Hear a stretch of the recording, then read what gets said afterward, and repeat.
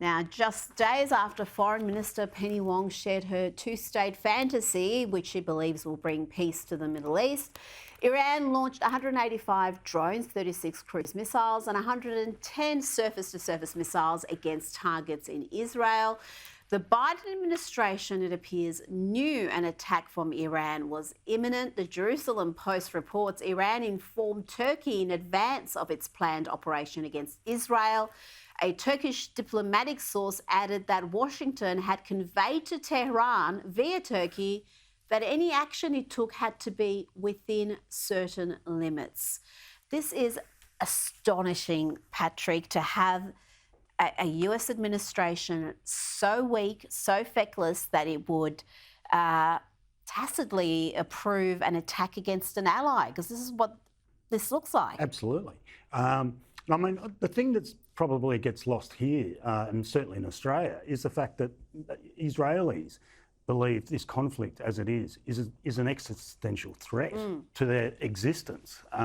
It's all very nice to say, well, you know, let's have a two-state solution and everything, but you're talking about a savagery and a brutality and an extremism that goes back many, many decades.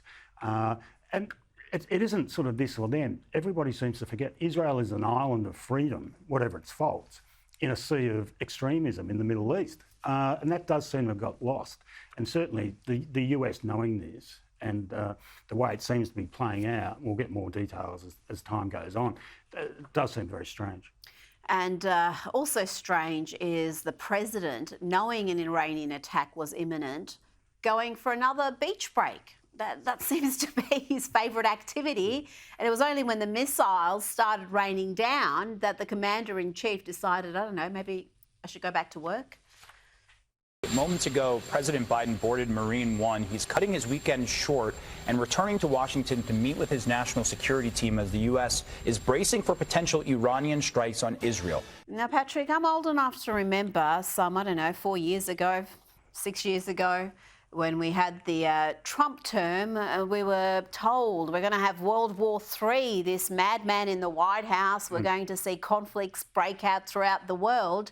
And yet we had relative peace during those 4 years, particularly compared to what we're seeing now, the conflict in Ukraine. You've got China increasingly aggressive. You've got, obviously, the conflict in the Middle East. It doesn't seem like we're in a safer world.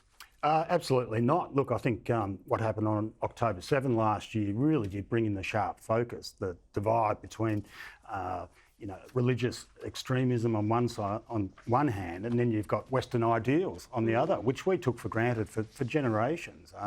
It's about freedom. It's about not persecuting minority groups. It's about giving everybody a chance. And now you have this very bitter sort of collision of sort of ancient prejudices and sort of modern democracies. And the world has changed, certainly since October 7.